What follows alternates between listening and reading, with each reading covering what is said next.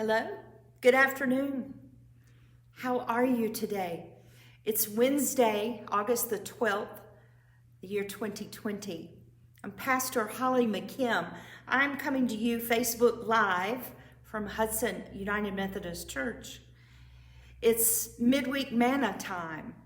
It's that little snack we need in the middle of the week to help us get through the rest of the week. I hope you're doing well. Today I want to give you a question. It's a question that I have been hearing multiple times, and you might be asking the same question. The question is, why does it seem like God is so evident and present in the Bible when now it seems like God is hidden? So maybe you're asking the same thing. Why does it seem like God is so present in the Bible and so hidden now? To answer that question, can I give you two examples? The first one we can find in the Gospel of Luke. Luke has a very detailed account of Jesus.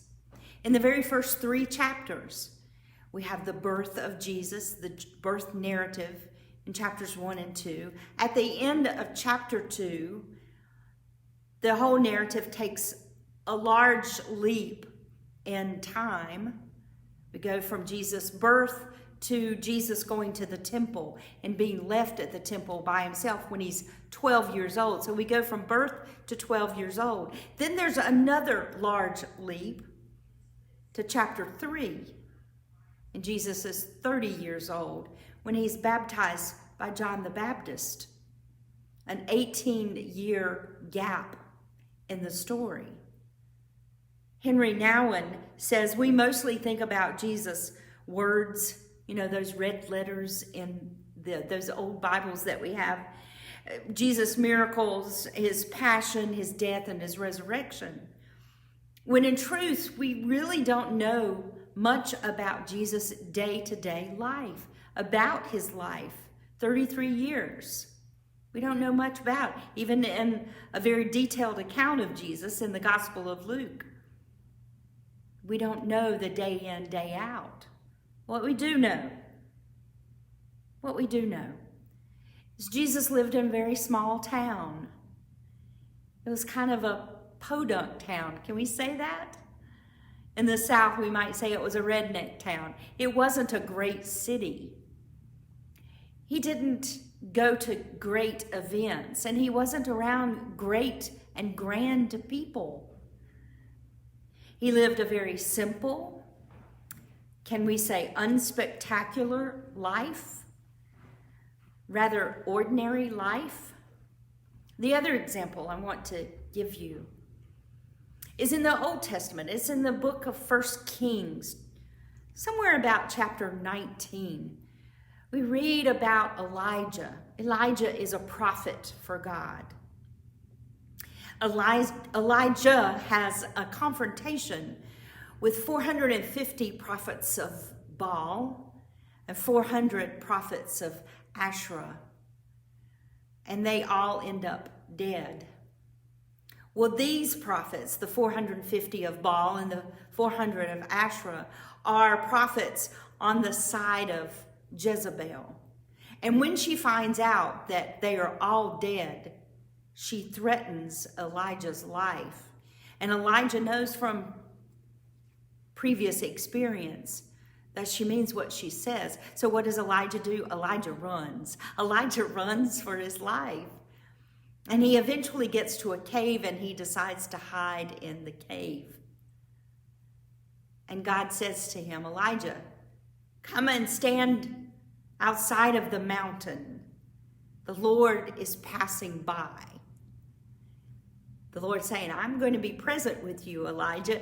Come and stand outside of your cave. Come out of hiding. Come into the light of day. The Lord's going to pass by, Elijah, and I don't want you to miss it. And so as the story goes, there's a strong wind that passes by. It's so strong, it breaks apart rock. But the Lord is not in the strong wind. And then an earthquake happens, but the Lord is not in the earthquake.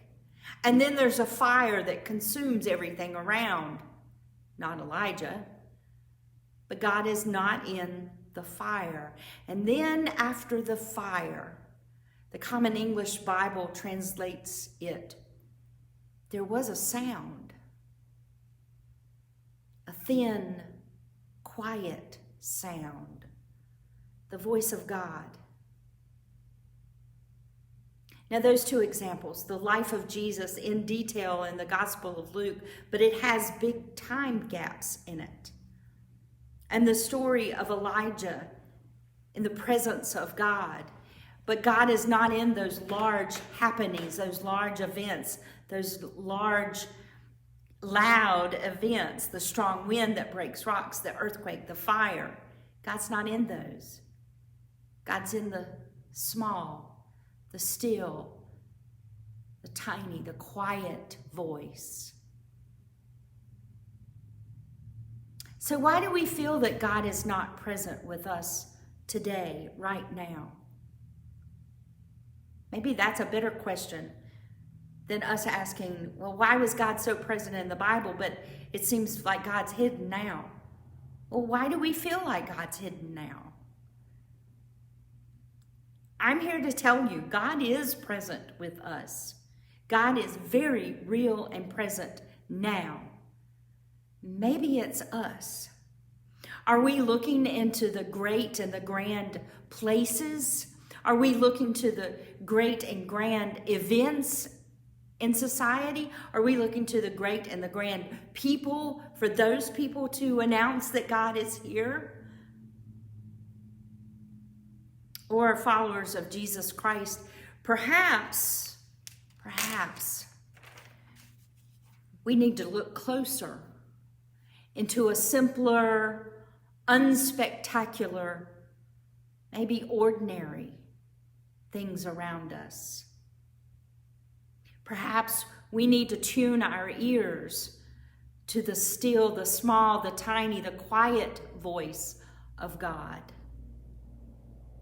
So maybe we need to change our behavior, which means we have to quiet our minds. We have to focus. I know this is difficult right now when it just seems like things are bouncing all around. We have to quiet our minds. We have to quiet our fears. I realize that's a big one. We have to quiet what steals our life force, what steals our energy. We have to quiet the negativity around us, coming at us from, it seems like 360 degrees around us. We have to quiet others around us.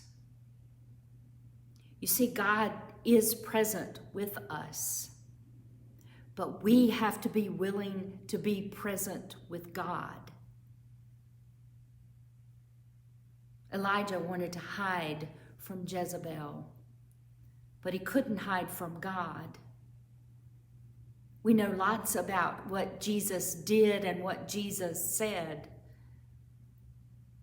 Maybe it's okay that we don't know his day in and day in life. But we do know to be a follower of Jesus Christ means we have to be still. We have to tune our ears into the quiet voice, the simple, the unspectacular, the ordinary. Take joy in those peaches from South Carolina. They are spectacular this year. Take notice of the beauty of other people's gardens, the flowers, the green. Everything is green here in North Carolina. Take notice. Take notice of the birds singing in the morning. Take notice of the cicadas and the insects and the tree frogs singing at night. Take notice of the unspectacular, the simple, and the ordinary, because God's going to be in those things. Thank you for joining me today. I look forward to seeing you back on Sunday for our worship here at Hudson United Methodist Church at 10 o'clock on Sunday.